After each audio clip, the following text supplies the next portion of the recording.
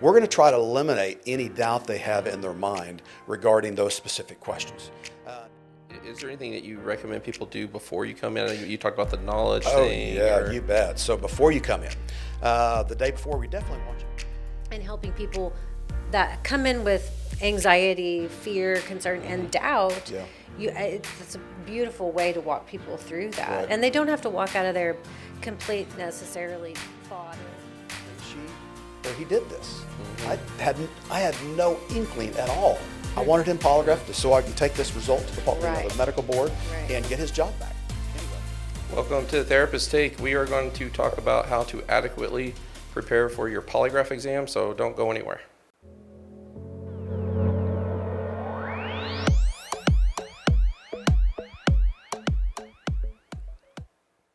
Hey, Carrie. Hey, Josh. How are you today? How are you today? I feel sweaty. You need that fan blowing on you. Is it because I've been moving, or is it really that hot in this room? I think it's mostly because you've been moving, and I'm a little bit stressed out getting everything set up. Could you tell? No, not one bit.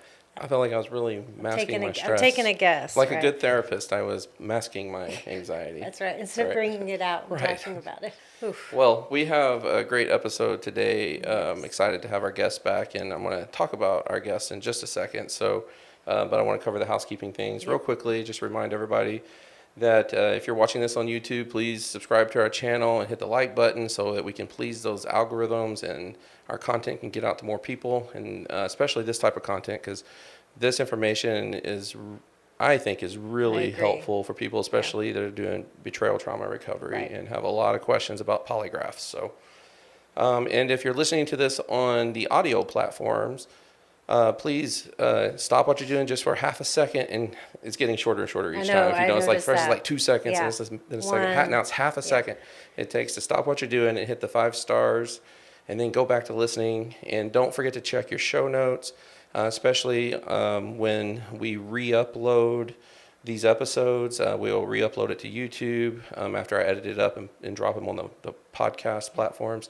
So in the show notes and the description of the re-upload to YouTube, we'll usually put a lot more links than what we have in there on the live broadcast. So, but if you're tuning into the live broadcast, we really appreciate it and hope that you'll keep doing so, and feel free to submit questions to us. So we'll do the episode breakdown and I'll introduce our guests. So today what we're going to be talking about is how to adequately prepare for your polygraph exam, particularly the importance of managing doubt. And so we're going to start out just by talking about, just understanding the role of that doubt might play if you haven't properly prepared for your polygraph exam. Does a written disclosure have a benefit to preparing? Does that help you get better results, or not to sway the results in a direction you don't want them to go? And then we're going to talk about specific feelings, particularly two that came up in our last interview we did with David, which is the feeling of impending doom. Like I'm going to fail this thing no matter what, even though I'm telling the truth, I'm going to fail. And then the last one being, I just don't trust the polygraph because mainly whether it's efficacy or other reasons, can that play a role in outcome? So before I introduce our guest, the reason I wanted to do this other episode, and I really would encourage people to go back, and we did an episode on why we stopped using the polygraph, which David listened to, and then he came on and responded to that. And so we talked in our first interview with David, who is a polygraph examiner. We just talked about a lot of different questions that clients have had, and is there a way to utilize a polygraph that can be effective for betrayal trauma recovery? Yes. It's particularly related to the therapeutic disclosure process, right? Right. But as I was editing that episode, I'm like, thousands of questions are going through my mind. I'm like, we've got to have another one. So it's possible when I edit this one, I'm going to email David and I want to be like, sorry, man, I know I told you this was it, but I have more questions. But he has graciously allowed himself to be here today and do this again with us. I'm not going to go through his whole resume again. I just go back and listen to the other episode where I go through everything, and but I will post it in the show notes. And so, without further ado, David, welcome to Therapist Take. Thank you, Josh, Carrie. I appreciate Thanks. you letting me come back and talk a little bit more about Polygraph. Thanks I appreciate that. Thanks Yeah, for it's great doing having it. you. So yeah, it is possible that I'm going to be like, "Ooh, I have more questions," and can You come always back? have questions, Josh. I know it's the world of a therapist. Like we Yes. pick things apart too much sometimes. Yeah. And I'm happy to answer any questions Yeah. you guys have. So we got to dive right in. Yeah. When I was editing the other episode, I was like, this. I really kind of honed in on something you were saying about how doubt can sway the results of the polygraph. Like it was almost like you were saying you gotta like really kind of work through that. Like you can't you come in with a lot of doubt. So that's so when we talk about preparing, I really want to hone in on this idea of managing doubt. But before we do that, can you kind of just reiterate what you were saying before, like the role that doubt plays sometimes with people? You bet. So if you are not prepared for a polygraph, and what I mean by prepared, and you'll talk about it here in just a minute, regarding the disclosure. So being prepared, knowing exactly the questions are being asked of you in regard to the disclosures, putting everything in there that's asked of you, right? Depending on what the disclosure is about, of course. But if you have some type of doubt that, oh, do I not remember everything? Is there something I've missed, right? If there's some type of doubt in your mind at all, it can definitely cause issues with the polygraph. So, when we formulate those questions, I'm probably putting the cart before the horse, but when we're preparing those questions, we want to make sure that person understands that question and there's no doubt whatsoever. If there is a doubt regarding that specific issue or that specific question, it can cause issues with the polygraph. I had a guy one time, he was an older guy, and his wife wanted him to go back all the way to, I think he was around 70 or so, all the way to about 70 years of age regarding his sexual activity. And I told him, I said, that is not a very good idea. Now, you can do your disclosure, as best as you can. And we discussed this, I think, on the last time. We don't do polygraphs on disclosures. Years ago, we did. Right. We don't do that anymore. So we'll take bits and pieces from that disclosure and basically formulate questions to make sure that that person is being truthful about whatever their issue is. But yeah, we want to do everything we can to try to solve and resolve that potential doubt that person has. And what was that called last time? Where the type of polygraph you would do on the disclosure where it covers, you called it something in the last episode. Yeah, Air Force MUQT. Okay. So it's a 3-issue type question. Okay. And those are not as reliable. We talk about that as well. A specific issue test, as we discussed last time, is a very, very reliable test. It focuses on a singular issue. Right. If you look at a mixed issue test, it can focus on up to 3 separate issues. Right. And those, like I said, those polygraphs are around an 80 to 85% accuracy rate test versus a single issue is around a 92 to 95% accuracy rate test. So we definitely, when we want to formulate those questions, we want to make sure that person understands the question, knows everything about their past or whatever that question's all about. So there's no doubt whatsoever. Right. Yeah. So I think that's really important to understand about for people that are listening to this, is that because one of the questions that I think one of the assumptions anyways is that I can read my I can read my disclosure, we could do our disclosure, and then I can go sit for a polygraph, and you're going to ask some version of, did everything you say on your disclosure, was it true and accurate to the best of your knowledge? Right. But you're saying you do not. Yeah. Don't So do those years ago we used to. It's not a validated testing technique. Right. And so we always want to use a validated testing technique because that's they're worked up that way. But yeah, just a statement test, we don't even do those anymore. Okay. They're just not reliable. Statement test. Yeah, statement test. Yeah, they're not reliable, and that's why they're not used anymore. Okay. Yeah, in the polygraph industry. Right. Yeah. And the difference between, can you give me like what a mixed issue, like 3? Yeah, so a mixed issue test could be. Are you talking about this issue, right? So it'd be some to the fact 3 separate issues. It could be, while being married to Jane, did you ever have physical sexual contact with any other woman? That could be one issue, right? The other one could be about something like have you been to a strip club since January of 1996? Have you done whatever? So 3 separate issues. Right. They're not the same thing. They're 3 separate issues. So, but on the specific issue, like with Jane, are you just asking that one question No, about not at all. Jane? Yeah, so when you look at a specific issue test, we'll ask two separate related questions. They're the same question in relevance, but it's going to be asked two separate ways. All But we're still running 8 to 10 questions Yeah. total. But Okay. those are the two relevant Gotcha. questions. Those I are what see. we're focusing on the most regarding that specific The test. other questions are the baseline questions. Baseline and the questions, 8 to yeah, 10. yeah. Okay, Yep. Right. okay. I think it's good for people to have an idea. You bet. Right, when Yeah, they sit most down, definitely. what this will look Right. like. Yeah. Can you tell, like, when it's like this is going to sway the results? Like we've got to figure this Yeah, out. yeah. So it could be there's several different things that could potentially change your physiology. Right. If you've got deep anxiety, if you've got issues with what's taking place, you're being forced to take a polygraph from your spouse or whatever the case is, can that cause an issue? Yes. But what we do to counter that is try to review everything in great detail. I may have explained it last time, but we're going to sit there and talk for about an hour before we even start running any charts whatsoever. We want to make sure we get that doubt out of their mindset, and it releases or kind of reduces that anxiety level that person is at, right? Knowledge is king in regard to a polygraph. Knowing everything that's going to take place is going to release those tensions. I had a guy one time come in, and he goes, I don't want you to tell me anything, I just want to start this test. And I said, well, if that's the case, we're not doing a polygraph. My job is to review everything with you in great detail. If you don't trust the polygraph, if you have internal issues about a polygraph, we're not going to be able to run that polygraph. We want to make sure that that person understands everything completely, as that will usually eliminate almost all doubt. I had a lady come in one time, and she was just literally shaking. Her whole body was shaking. I could tell she was extremely nervous. And by the time we got ready to start those charts, she was really relaxed. I'll usually ask them before we even start running the charts, do you feel better now versus when you came in? I feel a lot better now. You explained everything to me. It makes that Makes a person more difference. relaxed during that Yeah. polygraph. Sure. Yeah. Is there anything that you recommend people do before you come in? You talked about the knowledge Oh, thing. yeah, or- you bet. So before you come in, the day before, we definitely want you to get a good 8 hours sleep the night before. If that person has had little to no sleep the night before, their physiology will not be conducive for a polygraph.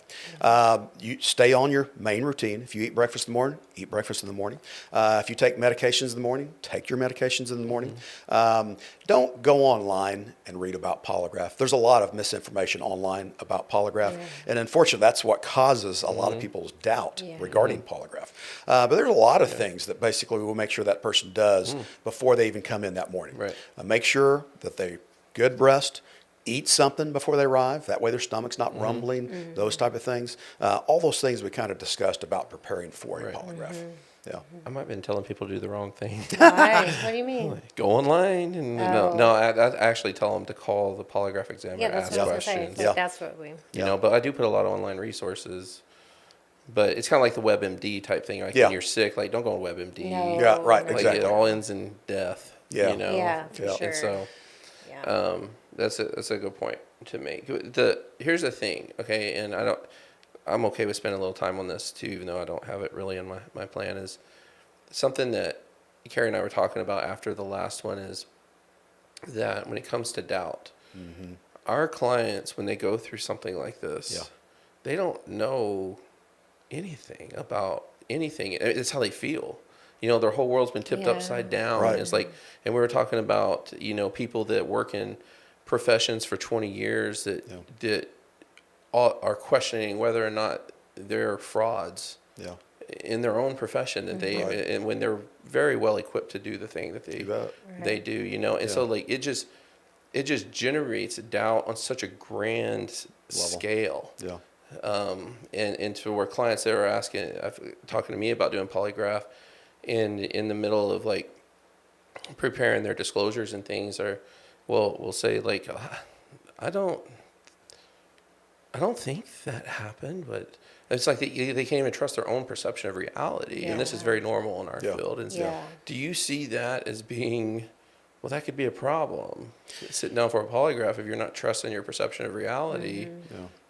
It can be. So when you look at those type of things, the really bad things that we do in life and the really good things we do in life stick with us in what we call the cortex part of the brain. It's where our memories are stored, right? Sure. When we do bad things, we remember those for a reason. Same thing with the good things. So we don't do that same pattern behavior again, right?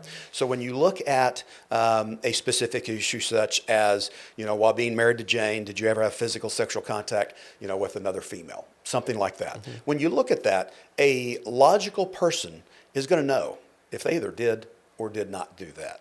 We're going to try to eliminate any doubt they have in their mind regarding those specific questions.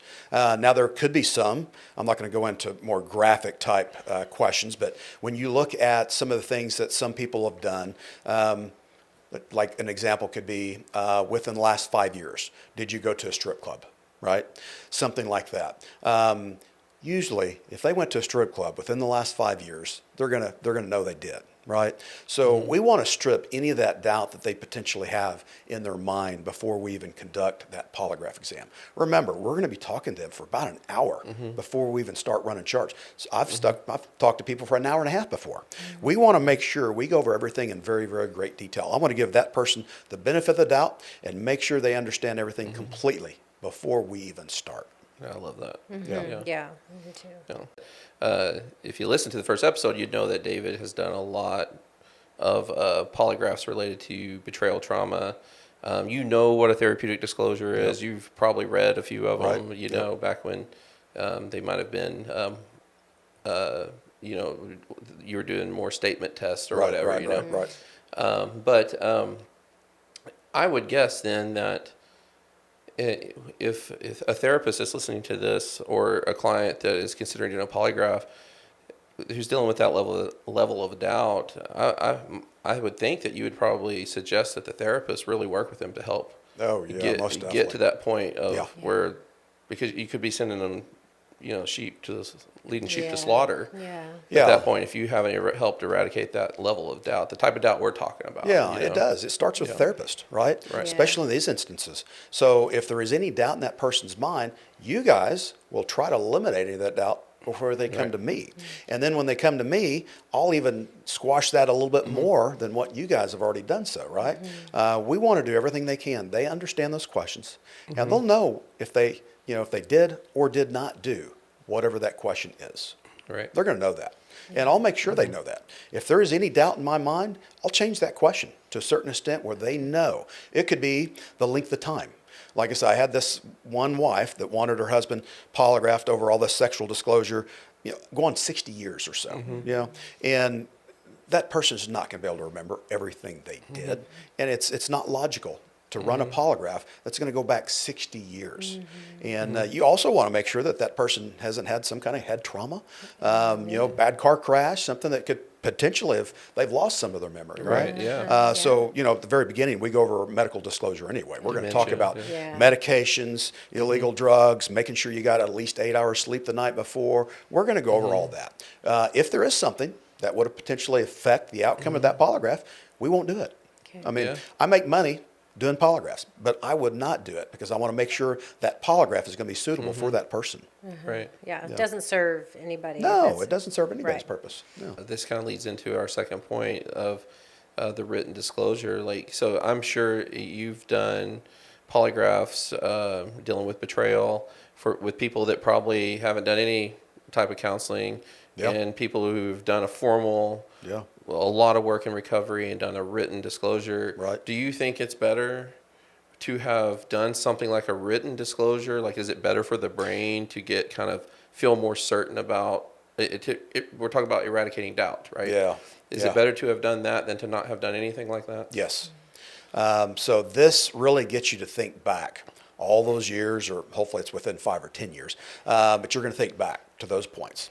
And you'll remember most of those things for a shorter period of time. Now, if it's a longer period of time, kind of like what we just discussed, they're going to have issues, right?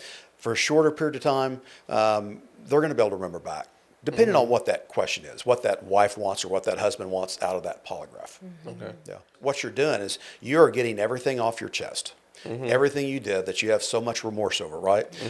Hopefully those individuals have remorse over that. And then they have, hopefully, no doubt And we talk about doubt. We want to make sure that, is there anything that you didn't put in this disclosure that you feel embarrassed about?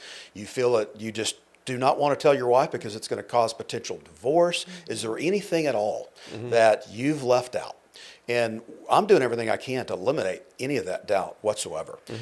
Remember, if there's any doubt, and you've had them both ways, they pass, and you've had some that failed, right? So when you look at that, if there's any doubt whatsoever, can that cause them to fail a polygraph? Yes. But the way we formulate the questions nowadays from what we used to do, that statement test, it really eliminates a lot of that doubt that we've seen in the past. That's good. That's really good to know. Yeah, that is good to know. I think that's really good for people to hear, like, because clients are often they're questioning the disclosure process Absolutely. anyways. Oh yeah. We spend a lot of time talking about that. Right. Even without polygraph, like, I don't know if this is good, if this is really a good idea. Yeah. And just hearing you say that actually, if they're going to do something like a polygraph, it probably is better to go ahead and do something like that, because we know how the brain is when you take something out of your mind and put it down on paper, for example. Right. It's just something, it just resonates with us different. We can make commitments better that way. We see it in black and white. It's just different, you know? But I want to talk a little bit about these specific things. So this came also, just from editing the last episode. I'm really honing in. Sorry if I wasn't listening very well in the last one. But I feel like when I'm editing this episode, I do this all the time with Carrie. Like, man, I don't remember her saying that, even though I'm responding to it. Right. I'm like, but I was like, that was really good. So, anyways, my apologies. But I've said when I have to listen to these like 3 or 4 times So you hear through them the a lot. editing process. And so there were 2 things that really kind of came up that resonated with me as I'm thinking about the clients that we're working with, and it's this, and this is our third and fourth point. And I don't know if we can talk about them together or separate, so we'll just see how it goes.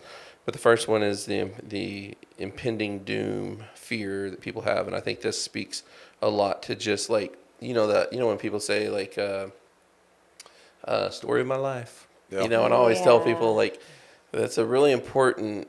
Like, what is the story? When you say the story of my life, and it's never like, story of my life, I won the lottery again. It's nothing like that. It's always something that's bad, and it speaks to the narrative that plays on loop. And I always say like the TV in the background of your mind.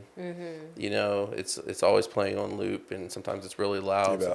And I think sometimes when and I'd like to hear your thoughts on this too, Carrie, on like when they get into this impending doom thing with the polygraph, I wonder if it speaks to a broader theme of how they just feel about their own life. Like I'm going to fail, like, because this type of thing happens to me. Or I'm not deserving of good things. Well, I think that's I think you can also ask yourself, what is this impending doom about? Is it about, I'll fail the polygraph even though I'm telling the truth?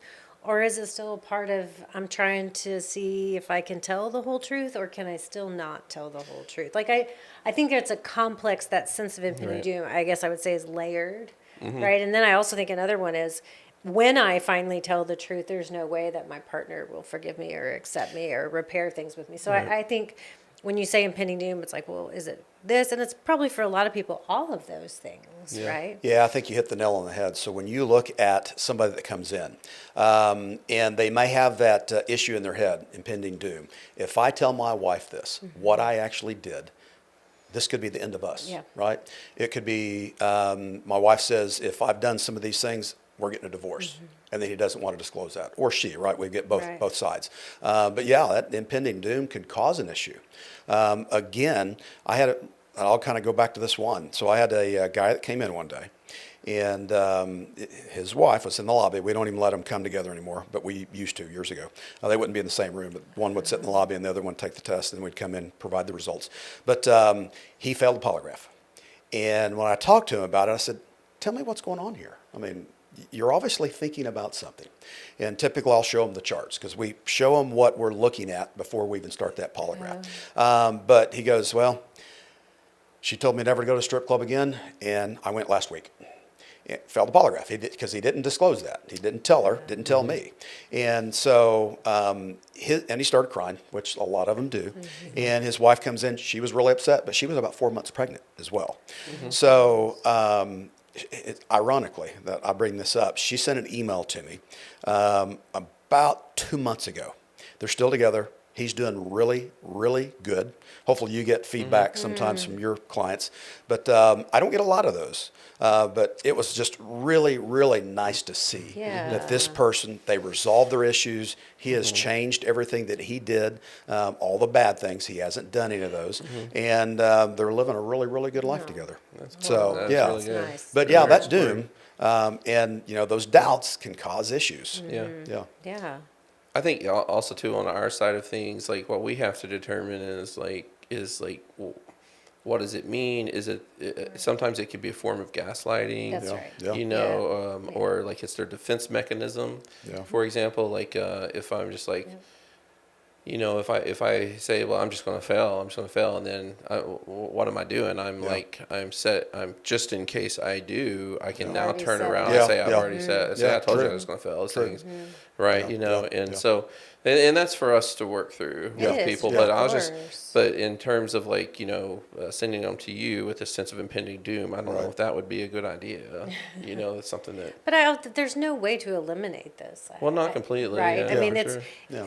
to kind of use a Judeo-Christian influence here of like, it feels like Judgment Day. I'm going before, right, this panel that will reveal, Yeah. if I'm capable of telling the truth about something really important. Yeah. And so doom, I would think, even if you are doing your very best, you're still there because of difficult things. And Yeah. so Yeah. shame and doom are probably, wired and fired together, right? So you're going Yeah. to be feeling shame that you're even there. And so I think doom is just kind of going to be woven into Yeah. to the experience, right? And that's also where maybe part of, your prep and definitely our work is to talk about courage, right? And that Right. this Yeah. takes courage and Yeah. it really does to tell the truth, even understanding that you don't know what the outcome will be. And you've probably seen it before, and I've seen it many times, but there could be something so drastic that they've done in their past, something really, really bad. And there is no way, and you've probably seen it before, no way they're going to tell everything they've done. Yeah. There's some that could be so egregious that they know if my wife knows this or my husband knows this, we're done. Sure. So I am not going to release that information. Yeah. And I guarantee you guys have Yes. probably seen Yes. that before. Yes, we have. And we see it in the polygraph industry all the time. But yeah, it's there's some people that are like that, that are just not going to tell you the truth regardless. Right. And there's some that really want to save that relationship, Yes. and they're just going to lay it all out on the table. If it pans out and that my wife or husband agrees with everything I've done, we can get past it. We can go through Right. therapy and resolve some of these issues that I've whoever's done in the past. It really can really help things out Yeah, tremendously. yeah. Something I've really really liked about you and is that like when you're talking about like spending the time with them to make sure that things are as such that would give them the best chance of giving the readout that it needs to be. Exactly right. That it fits with our mantra that we talk about with clients that we're going to pursue reality at all costs, and that's almost like what I hear David saying, right? Is Yeah, like yeah. he's like we got to face the reality of things. Like, did you do something else? Like, Yeah, and I think that for me, anyways, as a therapist, that just generates a lot of confidence that I have, and I think for anybody listening to this, especially the partners, right, Carrie, like that he's not going to, fall for their Yeah. theatrics. Yeah. Yeah. Right? Like, I mean, it seems like you can really pick up on that and be like, because I think and it's not so much like you just know people really well, which I'm sure you do, Yeah. being in law enforcement for so Right. many years, and liars, Right. Deception. Yeah. But I think you just know your craft Yeah. so I was well. gonna say he's got science and instruments. Yeah. Right? Like, Yeah. you know what to look for. Yeah, Yeah. and I think I mentioned this on the last podcast that you guys had, but there was a elderly lady, and she was a housekeeper in I guess it was a assisted living facility. And the detective that was working the case called me and says, "Hey, I need a polygraph. I interviewed this lady. There's no way she took this. I need to clear it out. Let the supervisor know that she's passed a polygraph and we're done." As I was talking to her, next day, however many days it was, as I was talking to her, in my mind, I'm going, I don't think this lady did this either. Let's run some good tests, get her out of here, and, get this thing going. First chart comes back, I'm going, okay. Ran next chart, third chart. All right, she did this. So now my job is to make sure they can be truthful and honest about, what they actually did do or what they're hiding. She did. She told me that she stole this 2-carat diamond ring. And one of the things I was talking about here is the detective went out to this pawn shop. She pawned at this pawn shop. And one of the things I asked her after the polygraph, I said, is that the only thing? Was there anything else you've taken out of anybody else's apartment? That kind of thing. She said, no, that's all I've taken. In my mind, I believed her.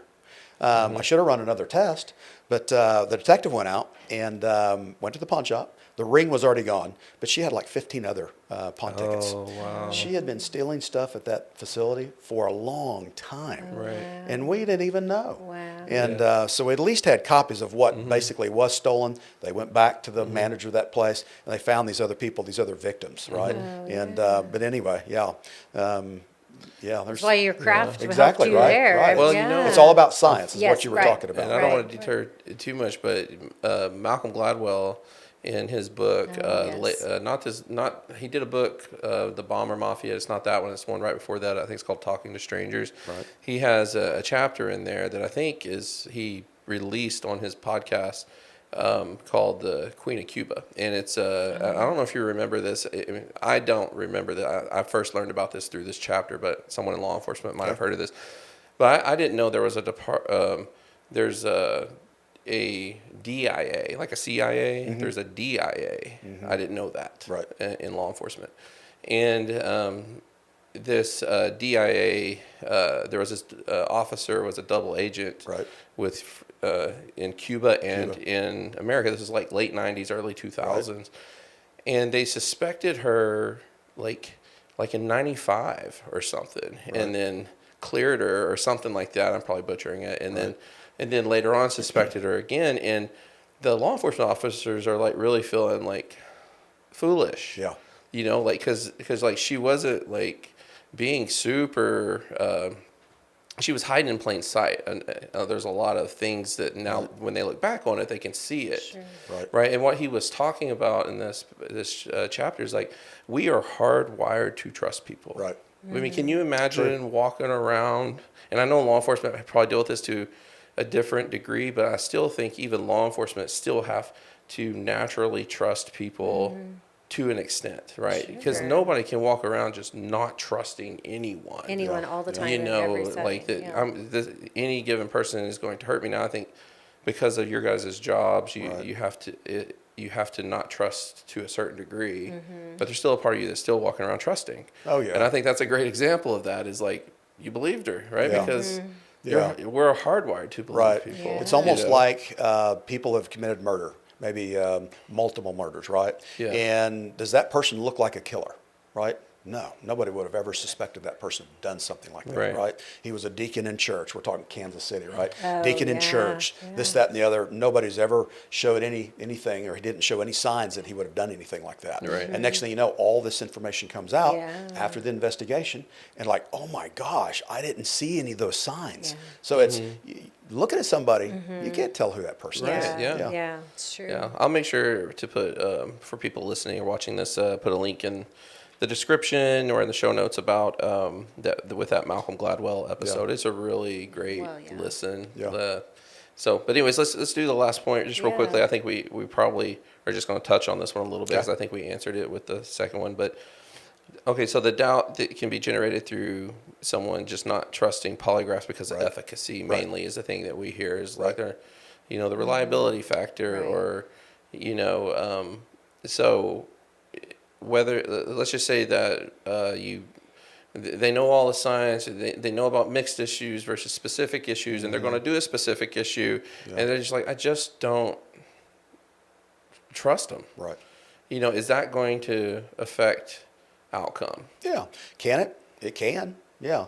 But if you look at our job as polygraph examiners, we're going to do everything we can to potentially try to dismantle that doubt in that person's mind about polygraph. And to do that, we're going to explain everything to them. We're going to show them the science. We're going to show them what our body does. When we run that practice test, this is one of the biggest things. Yeah. When we run that practice test, we're going to have them lie. Let's say we have a list of numbers, 1 through 7. Let's just say I don't write in number 5. Before that practice test, I'll say, hey, there's a list of numbers here. There's one number missing. What number is that? And they'll say, well, it's 5. It's not written in. I said, okay, well, write that in. And when we run that polygraph, we're going to have them lie about that number. But then we're going to have them be truthful on all those other numbers that they did not write. When we show them the result of that polygraph, like, oh my gosh, I couldn't even feel my body change. And we'll show them what their physiology does. Yeah. Right. And then a lot of that doubt that person has, like, oh, Yeah. Right. that is That's crazy. powerful. Right? There's several different, practice tests we run. But yeah, when you look at that, that really helps eliminate all that doubt, or at least a lot of it. Yeah. Yeah. I think that, I've been thinking about another book, right? Adam Grant, How to Change Your Mind, Okay. right? And, Yeah.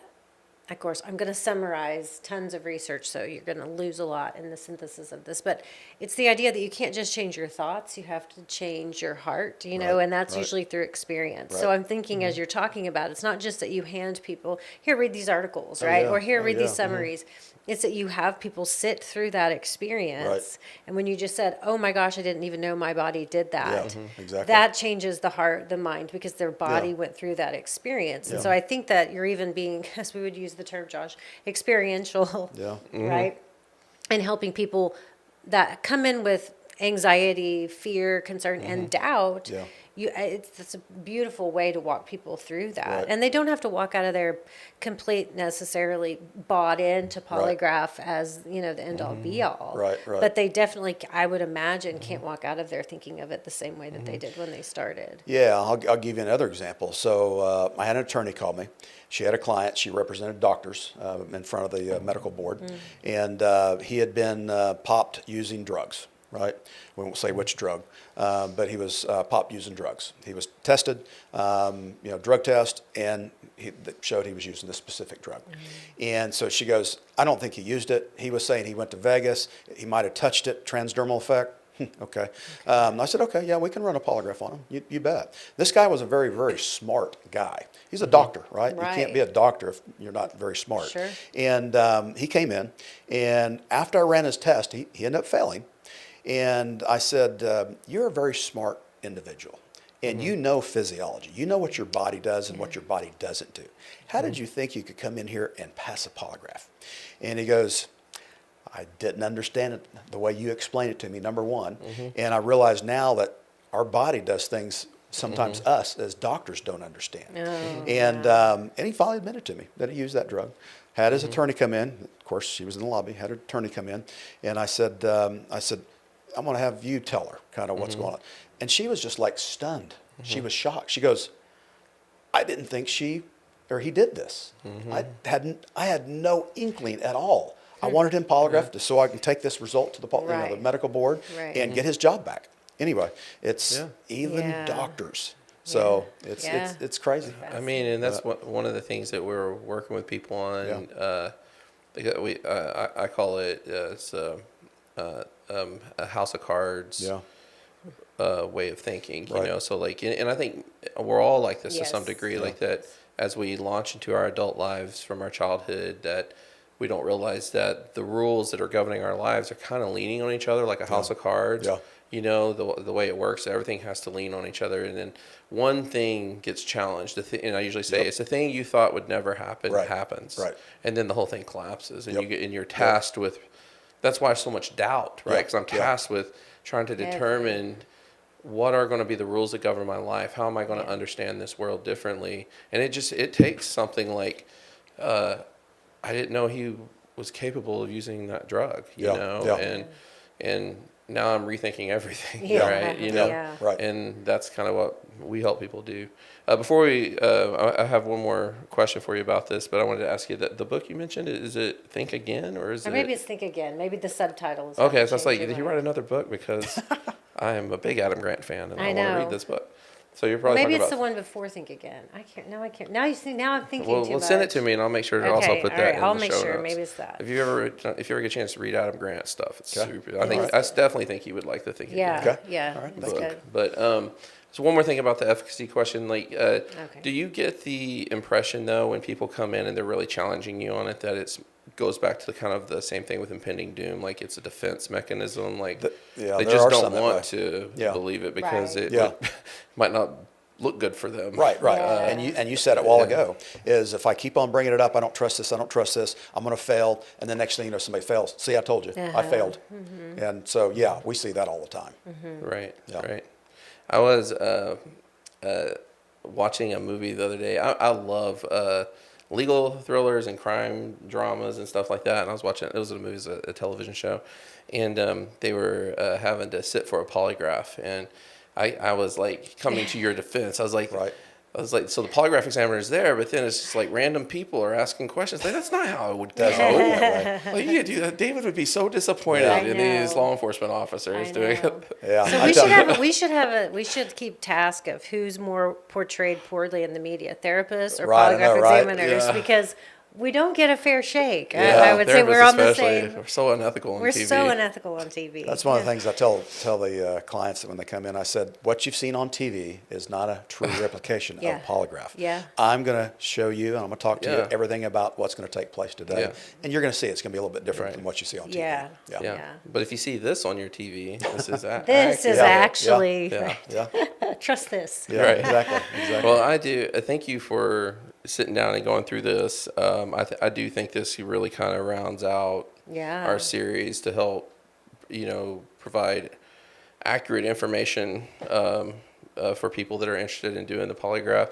The other thing too that I mentioned this on our last episode is that I hope people will that have made it this far can see from you how nice you are and gentle you are, and you're non-judgmental, and you have a job to do. Right. So we got to get. We got to get to the bottom of things, but I also like the idea that if they're not ready to do it, you're not going to, you yourself aren't going to go through with leading the sheep to the slaughter. Right. Exactly. And another thing, which I'm glad we kind of talked about this too, for our sake, is that to make his job easier, we really got to do our job, right? Yeah. I mean, we can't support people going to a polygraph until they've worked through this doubt. Yeah. And that's one reason why I tell the people that I'm working with, and I primarily work with the person who has betrayed. Right. And I tell them look, we don't know what's going to happen when you disclose.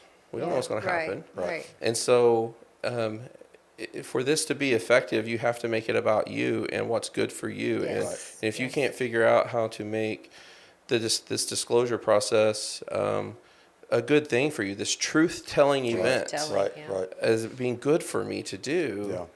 then I can't support them walking into a room with Carrie as she's prepped the partner and doing a disclosure, much less sending them to a polygraph examiner. Right. Yeah. Exactly. And so, but I think in essence what I'm doing there is helping them manage their doubt. Yeah. Right. And Exactly right. so, I agree.